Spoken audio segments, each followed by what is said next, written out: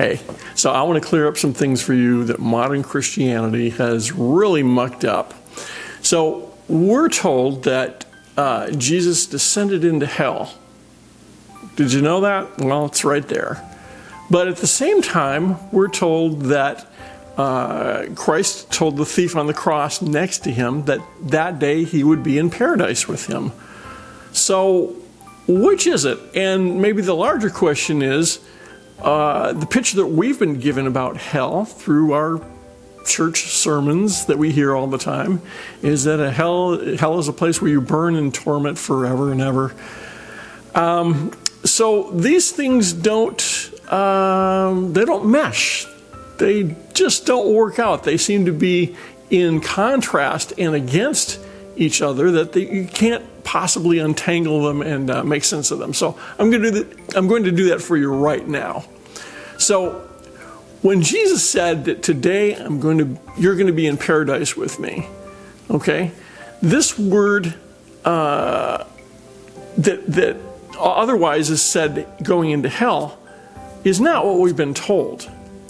In this case, it's been translated, or rather transliterated, into this single word hell, which has a lot of different meanings to it, because the words in the Greek and in the Hebrew are different places, different times, different events.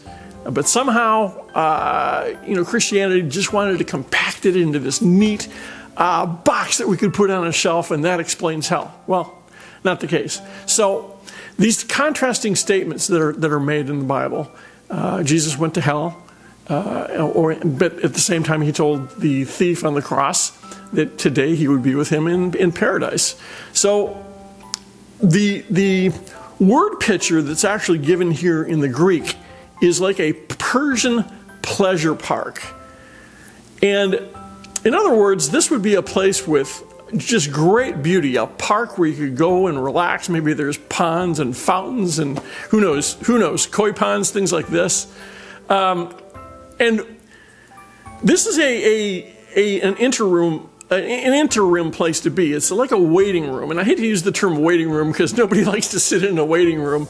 Maybe a better analogy is a pre-show at a theme park. So if you've ever gone to a theme park and you're about to get on a show ride, there's something that's called a pre-show. And what that pre-show is, it'll get you excited about what you're about to see. It'll warm you up.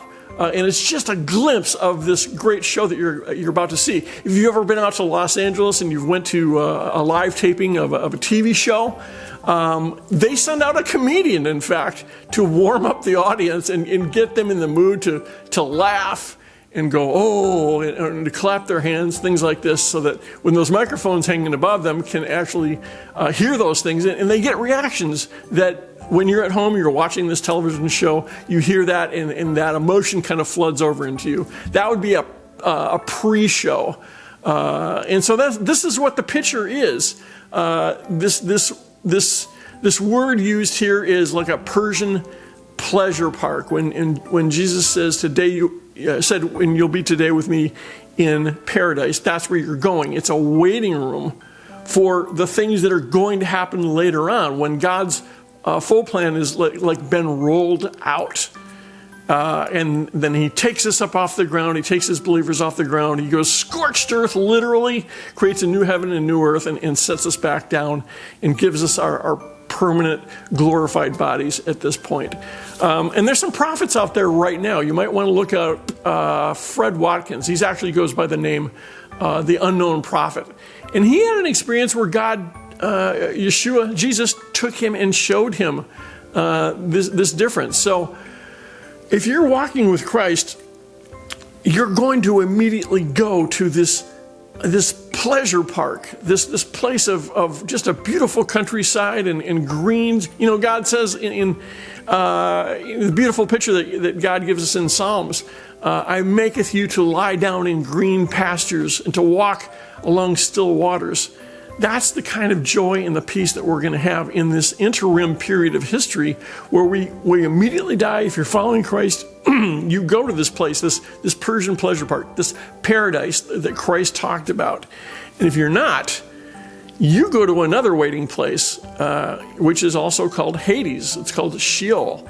And if God's goodness and grace and mercy and the pictures he gave us there in Psalms, to walk along still waters and lie down in green paths. That's just the opposite of all those things. You're going, if you've turned your back purposely on Christ and what God is trying to extend to you, this perfect, wonderful, loving gift that he wants to extend to you, and you've turned your back on all that, and just want to run away from God and everything that he is, all the good that he is, and you want to chase after evil. You want to double down on all the horrible, awful things, being deceitful, taking other people's wives, stealing, being a perpetual deceiver, being a false accuser.